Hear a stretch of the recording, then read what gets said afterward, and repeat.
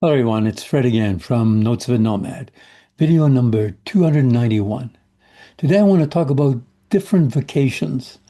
I was talking to a good friend of mine, and he was supposed to go to Japan uh, a month or so ago, but he didn't go because the person he was supposed to meet in Japan couldn't make it. So he had arranged his time off.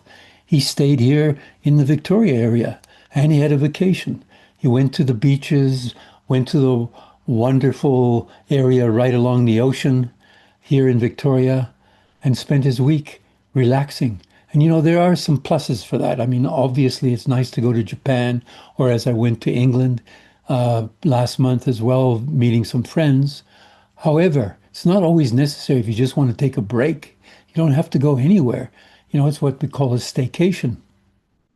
Um, for example, it can be very cost effective. The trip to England was about $1,500, some of the expenses. Um, what can I do locally for $1,500? A lot. Wouldn't have to spend that kind of money, in fact. And even when I went to Tuktoyaktuk last year, of course, I wanted to go to the Arctic, and I didn't. It wasn't that expensive, but still, it was about $3,000. I spent $1,500 on gasoline alone because I did over 11,000 kilometers in Charlie. Nothing wrong with that. But it's not always necessary. Maybe you can have your relaxation, your break, do something different, get to know your community. There's always lots of wonderful areas, parks, etc. You can save money, saves time without having to wait, line up at airports and so on, reduces the stress. It can be very eco-friendly. Support local businesses. There's a lot of advantages too.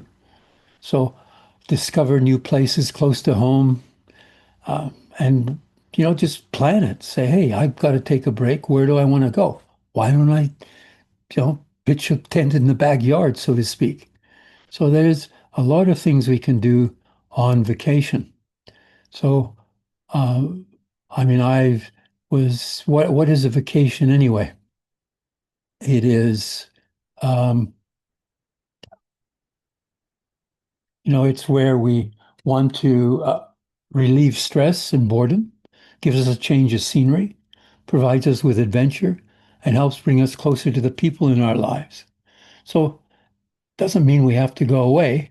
We can, put a tent in our backyard and do some wonderful things in our own locations. You can plan what kind of experience you want, set a budget, can be very affordable. As I said, it can be eco-friendly. You can support the local economy, and you can maximize your free time as well. So I think there's some things I might just take a day off on a Sunday. There's a few places here I haven't been for years, and some places I've never been.